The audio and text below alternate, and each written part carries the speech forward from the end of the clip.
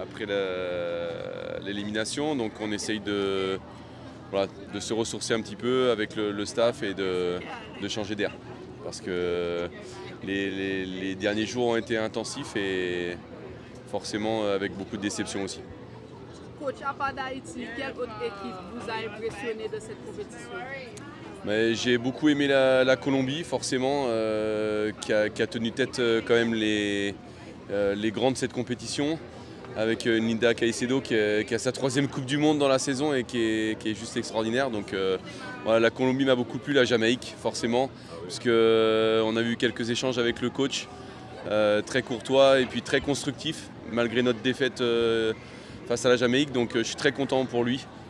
Coach Donaldson qui a fait du très bon travail et puis qui représente les Caraïbes, je pense, plutôt bien, comme il faut se l'avouer, comme on aurait aimé le faire. Et elle se porte comment, la sélection, les joueuses? Elle se porte comment maintenant? C'est dur pour elle aussi, je pense. C'est les jours d'après qu'on réalise qu'on n'a pas fait ce qu'on devait faire. On se rend compte peut-être des petites choses qu'on aurait dû améliorer. Elles aussi, je pense qu'elles s'en rendent compte et qu'elles auraient voulu faire mieux. Donc ouais, c'est des jours particuliers. Quand on suit une élimination, c'est pas des jours faciles. Ça, c'est clair. Il y a encore de l'espoir. Et vous dites que vous allez rester avec la sélection, vous allez continuer. Ça donne l'espoir quand même au pays. Un espoir qui est basé sur de nouvelles stratégies et de nouvelles façons de voir les choses de football en Haïti. Effectivement, on a mis des nouvelles choses en place. Après, on le sait tous, il faut prendre le temps de tirer le bilan de la compétition, à la fois pour le comité et à la fois pour le staff. Donc aujourd'hui, contractuellement, c'est terminé entre la fédération et le staff aujourd'hui. Mais on a de très bonnes relations, on a très bien travaillé ensemble ces derniers mois. Donc voilà, on va prendre le temps de... Je pense, moi je dis toujours qu'il faut retourner à la maison, voir sa famille, parce que ça va faire du bien. Ça fait 1 mois et demi qu'on est coupé de la famille.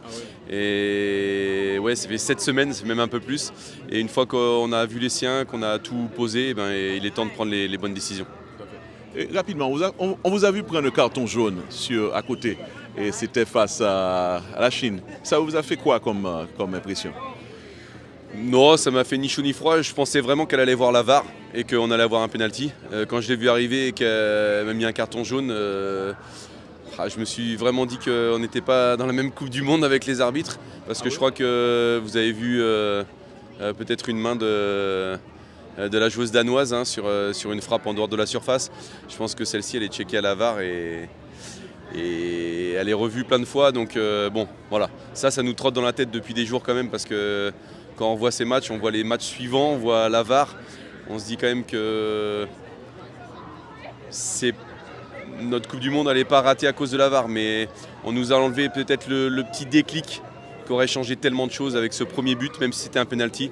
Ça aurait changé beaucoup de choses. Donc voilà, on a ce petit regret, mais on a très bien discuté avec le Danemark aussi, parce que ça a été chaud un petit peu à un moment du match, mais on est tellement passionnés. Enfin, vous avez vu mes adjoints, ils vivent pour ça aussi. Et bon, à la fin du match, c'est la fin du match, mais pendant le match, on essaye de rien lâcher. Ouais. Coach, si jamais on reconduit votre staff, est-ce que vous comptez intégrer quelques Haïtiens afin qu'ils puissent faire passer la passion haïtienne aux joueuses en guise de motivation? On l'avait déjà évoqué quand nous on est arrivés, mais avec une idée de transmission aussi entre ce que nous on fait et ce qui est fait en Haïti. Mais ça n'avait pas pu se mettre en place, donc c'est un élément qu'on peut réfléchir, oui, et que le comité peut étudier. Il n'y a jamais eu de problème de communication entre les joueuses et le staff? Enfin évidemment, parce que bon, évidemment d'abord c'est le français et puis le côté culturel aussi. Non, il n'y a pas de souci. Après, il y a une vie normale. Donc des fois ça va mieux quand on joue mieux. Des fois ça va un peu plus mal quand on joue mal, forcément. Mais je crois qu'on est tous professionnels et en tout cas c'était un réel plaisir de faire cette Coupe du Monde avec elle. Mais c'est vrai que quand on se quitte sur une défaite et une élimination, c'est toujours plus dur. Voilà. Les relations, on a moins envie de se sourire et moins envie d'être heureux, mais au fond on est tous conscients du travail qu'on a accompli quand même et que c'était une belle aventure. Merci. Merci beaucoup. Coach, est-ce que je peux éterniser?